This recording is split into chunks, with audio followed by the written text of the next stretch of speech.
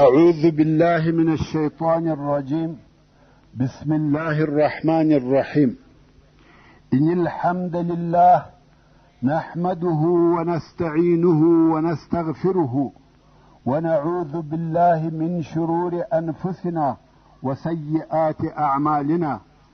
من يهده الله فلا مضل له ومن يضلل فلا هادي له، وأشهد أن لا إله إلا الله وحده لا شريك له، وأشهد أن محمدا عبده ورسوله صلى الله عليه وآله وسلم تسليما كثيرا.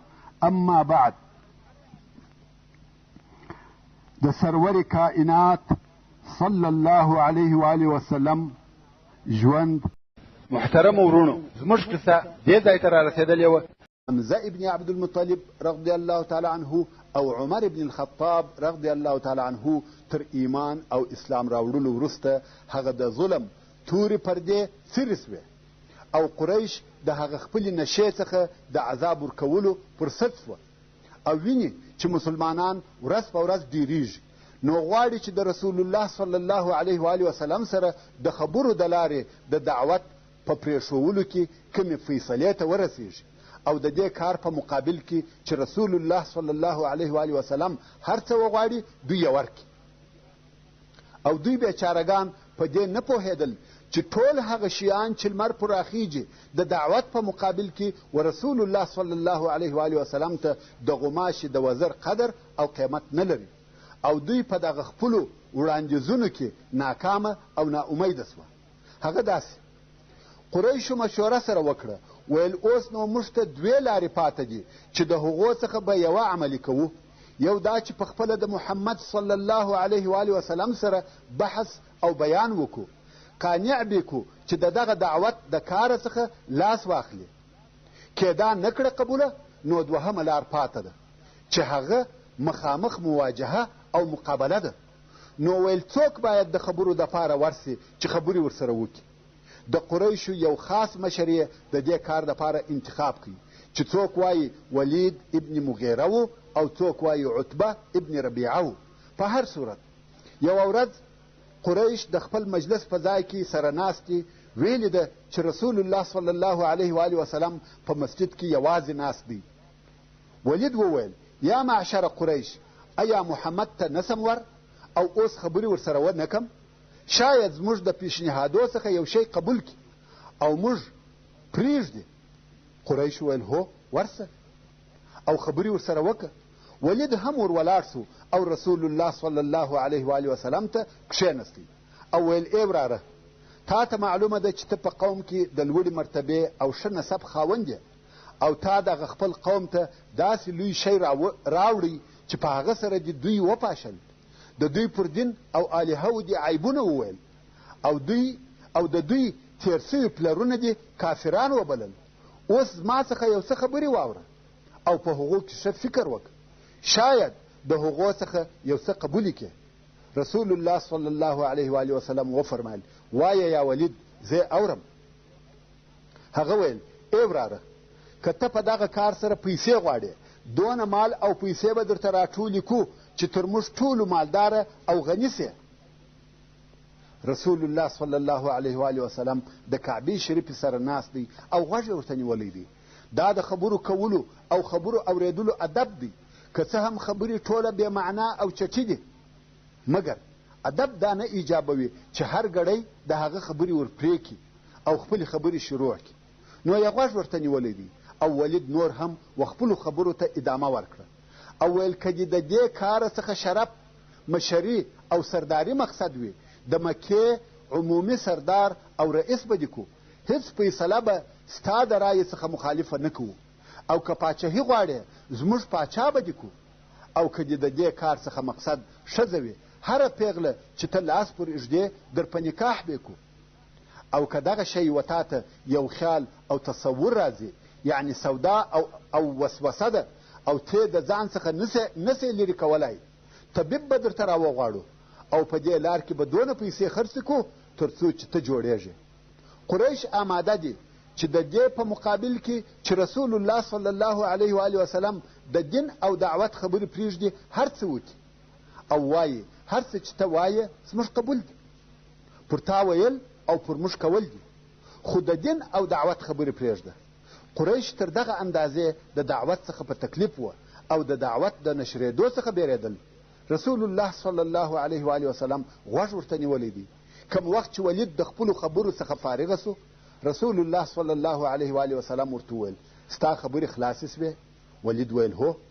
رسول الله صلی الله علیه و آله وسلم ویل اوس نو ما ته غوږ ونیسه. ورونو اخلاق دغه دي.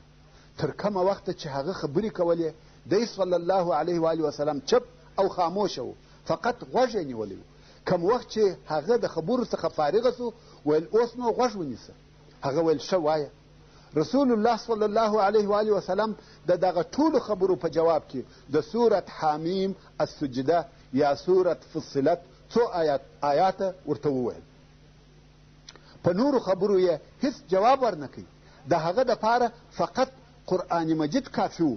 نو رسول الله صلی الله علیه و آله وسلم وویل بسم الله الرحمن الرحیم حامیم تنزیل من الرحمن الرحیم كتاب فصلت آياته قرآنا عربيا لقوم يعلمون بشيرا ونذيرا فأعرض أكثرهم فهم لا يسمعون وقالوا قلوبنا في أكنة مما تدعونا إليه وفي آذاننا وقر ومن بيننا وبينك حجاب فاعمل إننا عاملون. یعنی دغه قرآن د هغه الله جل جلاله د طرفه را لېږل سوی دی چې ډېر مهربانه او ډېر رحم کوونکی دی. داسې کتاب دی چې آیاتونه په تفصیل سره بیان سوي دي. قرآن دی چې په عربي ژبه لوستل سوی دی د هغه قوم دپاره چې پوهیږي. مؤمنانو ته په جنت سره زیری ورکوونکی دی او کفارو ته د دوژخ څخه بیرونکی دی.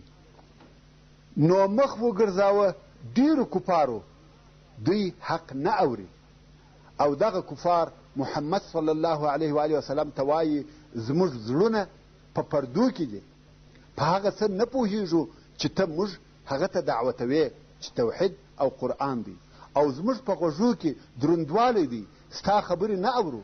زموږ او ستا په مابین کې د مخالفت پرده ده. نو ته په خپل دین عمل کوه او موږ په خپل دین عمل کوونکي یو. دغه آیاتونه یې ورته تلاوتول تر څو چې د الله عز وجل دې قول ته ورسېدی فإن أعرضوا فقل أنذرتكم صاعقة مثل صاعقة عاد وثمود. یعنی که چیرې دغه کفارو د حق څخه مخ وګرځاوه نو ته دوی ته ووایه چې زه تاسې د سخت عذاب څخه بیروم په مثل د هغه سخت عذاب د عادیانو او سمودیانو چې پر عادیانو باندې سرسر مقرره سو او پر سمودیانو جبریل علیه السلام چغه او ناره وکړه. د صاعقې د نامه په اورېدلو ولید ډېر زیات وبېرېدی. د خپله ځایه څخه ور ولاړ سو، د رسول الله صلی الله علیه و آله وسلم پر خوله یې لاس ورکښېښاوه چې چپ سي او نورې د عذاب خبرې ونه کړي او ویل د الله روی مې در وړی دی رحم، د الله روی مې در وړی دی رحم. د ډېرې بیرې څخه وارخطا سو چې پر دوی به هم داسې صاعقه نازله سي لکه د عاد او ثمود صاعقه، او بیرته راغلی پر خپل ځای کښېنستی. رسول الله صلی الله علیه و آله وسلم نور آیاتونه هم پسې تلاوت کړه تر څو د سجدې و آیات ته ورسېدی. د سجدې آیات چې تلاوت کوي رسول الله صلی الله علیه و آله وسلم سجده وکړه او بیا یې ورته وویل یا ولید وادي ورېده اوس نو ته او دغه آیاتونه زما د طرفه ستا جواب دغه دی. نه بحث و نه مناقشه او نه نور دلایل و، فقط او فقط د ده د خبرو جواب د قرآن مجید آیاتونه و. ولید د خپله ځایه څخه لکه بېهوشه ولاړ سو. دا د قرآن مجید سحر او اعجاز دی. دا د قرآن کریم تاثیر دی. د اول وار دپاره یې قرآن مجید مفصل او بیا ژغه ژوغه واورېدی. داسې یې واورېدی چې غوږ یې ورته نیولی و، فکر او پام یې پر کاوه. تر ډېر تاثیر لاندې راغلی دی. ولاړ سو او بیرته قریشو ته ورغلی. ټول قریش په دارالندوه کې د ده په انتظار ناست وه. دی یې د بحث او پیشنهاد دپاره لیږلی و او اوس ټول د جواب په انتظار دي. خو ولید لکه بېهوشه او مسحوره و دارالندوه ته ورننوتی. د دغه عجیب کلام تر تاثیر لاندې و. رسول الله صلی الله علیه و آله وسلم فرمایي ان من البیان لسحرا، یعنی بېشکه ځینې بیانونه د سحر تاثیر لري. نو چې بشري کلام سحري تاثیر لري، د قرآن مجید او الهي کلام په باره کې څه فکر کوئ؟ رښتیا هم ولید ابن المغیره د قرآن مجید په اورېدلو مسحوره سوی و. کم وخت چې دارالندوه ته ورننوتی او قریش ولیدی، ویل سړی بیرته راغلی، مګر په والله نه په هغه مخ چې تللی و. په سړي کې ډېر فرق راغلی دی. ولید کښېنستی. قریش ویل څه خبر دې راوړی؟ ولید ویل والله د محمد څخه مې داسې خبرې واورېدې چې په والله د هغه مثل مې په خپل عمر نه دي اورېدلي. او دا خبره یې هم پر اضافه کړه. ولید وویل ان لقوله لحلاوه وان عليه لطلاوه وان اعلاه لمثمر وان اسفله لمغدق وانه ليعلو ولا يعلى عليه. یعنی په خبرو کې خوږوالی و، په خبرو کې اعجاب او شایست پروت دی. لفظ د خبرو یې میوه لري، معنا د خبرو یې تنده پورته کوي. د ده خبرې پر هر چا لوړیږي او څوک نسي پر لوړېدلی. ورونو، د عربو لوړوالی او استادي په ژبه کې وه. سبحان الله، هر وخت چې الله عز وجل و یوه قوم ته خپل رسول ورلیږلی دی، د هغه شي معجزه یې ورسره ورکړې ده چې دغه قوم به په هغه کې مشهوره او رسېدلی و. مثلا د عیسی علیه السلام قوم په طب کې شهرت درلودی او رسېدلی و. نو د عیسی علیه السلام معجزې هم د دغه قسمه څخه وې. پس یې جوړاوه، مورزاده ړوند یې بینا کاوه، حتی مړي یې ژوندي کول، ځکه چې دغه قوم ته معلومه سي چې دا د الله عز وجل د طرفه معجزه ده او د انسان کار نه دی. د فرعون قوم په سحر او جادو کې رسېدلی و او مشهوره و. نو الله عز وجل و موسی علیه السلام ته هم د دغه قسمه معجزې ورکړې. هغه دا چې د لاس له کاره یې دونه لوی مار سو چې د ساحرانو ټوله جوړ سوي شیان یې تېر کړه، او لاس چې بیا د بغل څخه راویستی داسې به ځلېدی لکه لمر. عربو د دې شیانو څخه کم شی نه درلودی. هغه دوی چې درلودی او رقابت به پکاوه، هغه د ژبې فصاحت او بلاغت و.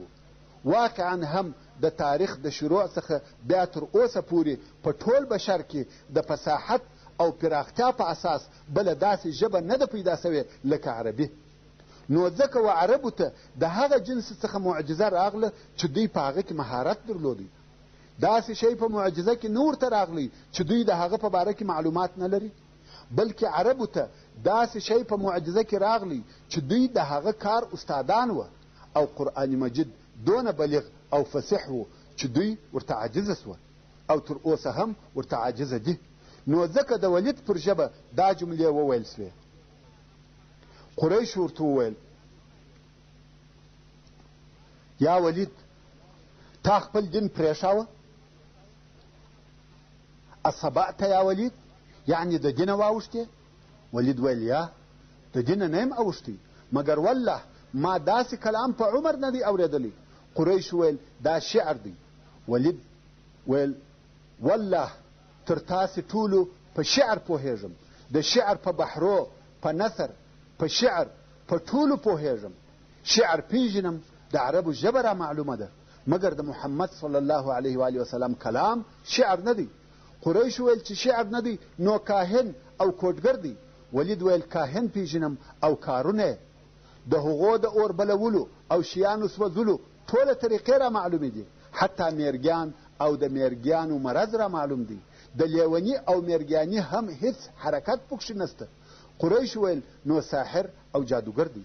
ولید ویل سحر او ساحران پیژنم، د هغو د شیانو تړل راته معلوم دي، د هغو په پکولو پوهېږم، د هغو د کارو څخه هیڅ کار پکښې نسته.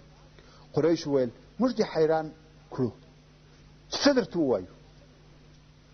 ولید ویل یا قوم زما په خوله کوئ؟ هغو ویل وایه مقصد دې څه دی؟ ولید ویل دوه کاره دي چې د هغو څخه به یو کوئ.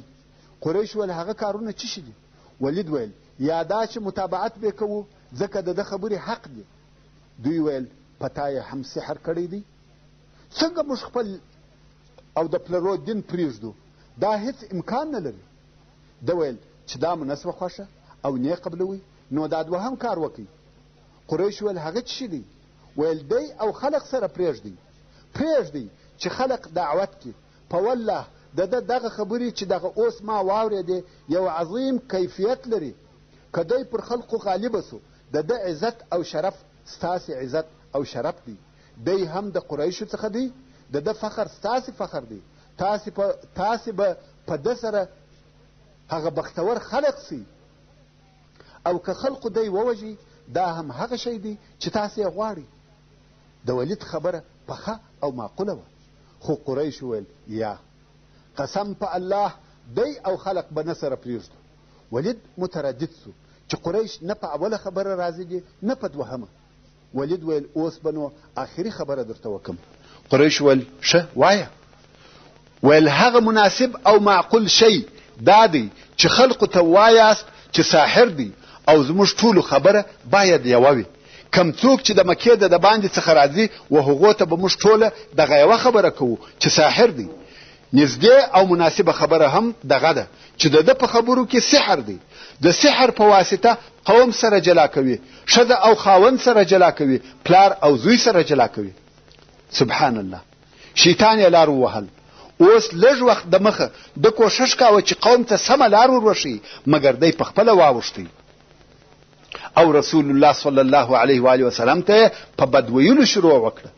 نو د دغه ولید په باره کې د سورة المدثر دغه آیاتونه نازل سوه چې رب عز وجل فرمایي: ذرني ومن خلقت وحيدا وجعلت له مالا ممدودا وبنين شهودا ومهدت له تمهيدا ثم يطمع أن أزيد كلا إنه كان لآياتنا عنيدا سأرهقه صعودا إنه فكر وقدر فقتل كيف قدر ثم قتل كيف قدر ثم نظر ثم عبس وبسر ثم أدبر واستكبر فقال إن هذا إلا سحر يؤثر إن هذا إلا قول البشر سأصليه سقر. اوس به د دغه تلاوت سوي آیاتو مختصره ترجمه درته وړاندې کړم. ذرني ومن خلقت وحيدا.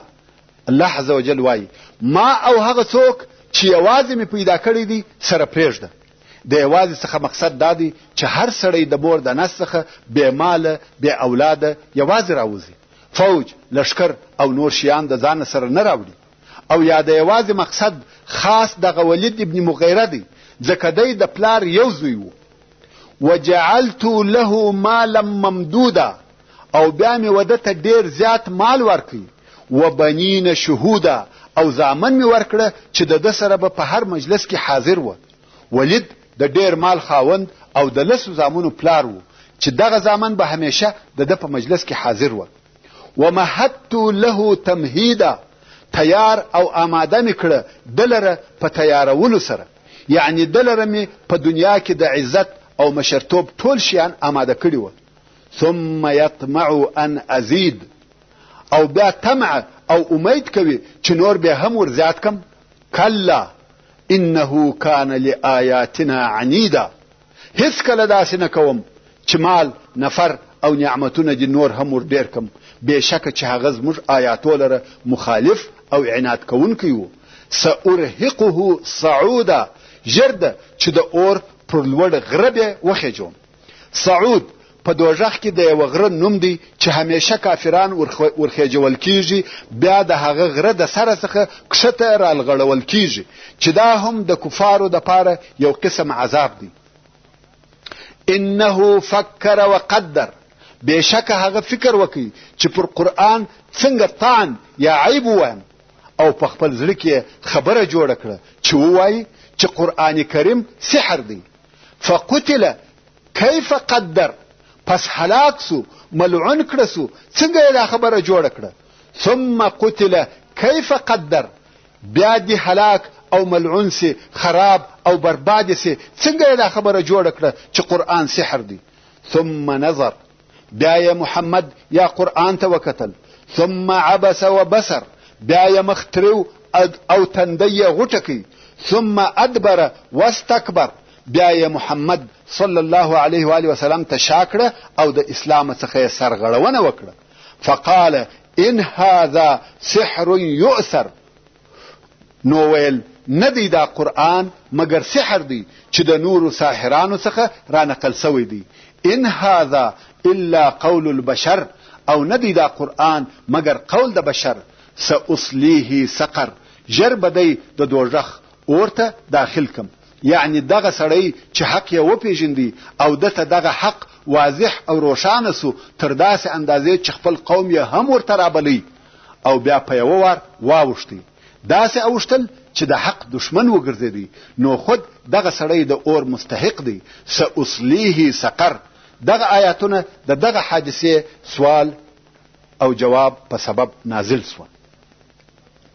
امام طبری او ابن کثیر او نور سیرت پوهان روایت کوي چې دوهم وار بیا د قریشو مشران چې په هغو کې ولید ابن مغیره، عاص ابن وائل هم و رسول الله صلی الله علیه و آله وسلم ته ورغله، او دا وار یې بیا پر عرض کړه چې دونه مال به درکو چې په موږ ټولو کې ته غني سې، او زموږ د پیغلانو څخه به هغه تر ټولو ښایسته پیغله در په نکاح کو، او کدا شی د پیری څخه درته پیښ وي موږ به د په هر څو پیسو سره چې وي علاج وکړو، او داسې نورې دنیوي خبرې ورته وکړې، خو ته فقط دا زموږ د الهه او بدویل پرېږده او زموږ عادات د ناپوهۍ او جاهلیت عادات مه بوله.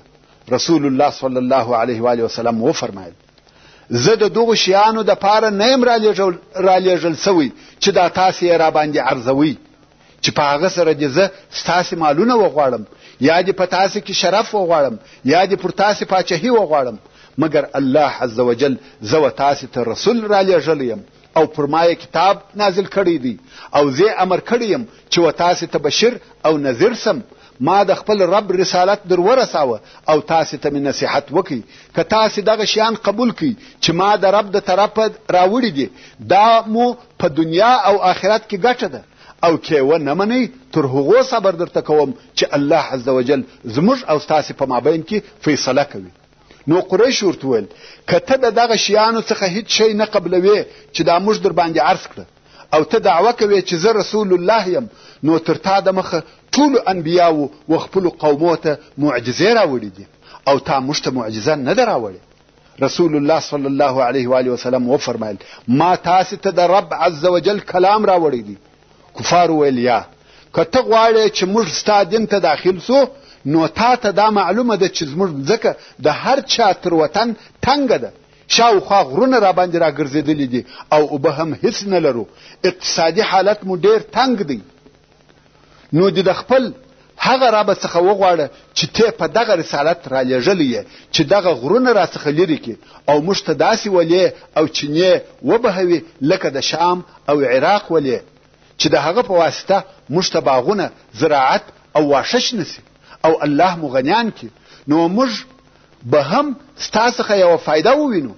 رسول الله صلی الله علیه و آله وسلم وفرمایل دا د الله جل جلاله کار دی، که خوښه و در بیکي او که نه و خوښه نه در کوي. کفار ویل یا محمد داسې نه کیږي، که ته دا نسې کولای موږ ته زموږ مړه پلرونه او نیکهګان را ژوندي که، ښه دی چې موږ خپل پلرونه او نیکهګان ووینو، او د هغو په جمله کې به قصی ابن کلاب هم وي. هغه یو صادق شیخ و چې موږ د هغه څخه ستا په باره کې پوښتنه وکړو چې دا ستا خبرې حق دي که باطل. رسول الله صلی الله علیه و آله وسلم وفرمایل مړي الله را ژوندي کوي، زه مړي نسم را ژوندي کولی. وصلى الله تعالى على خير خلقه محمد وآله وأصحابه وأهل بيته أجمعين. والسلام عليكم ورحمة الله وبركاته.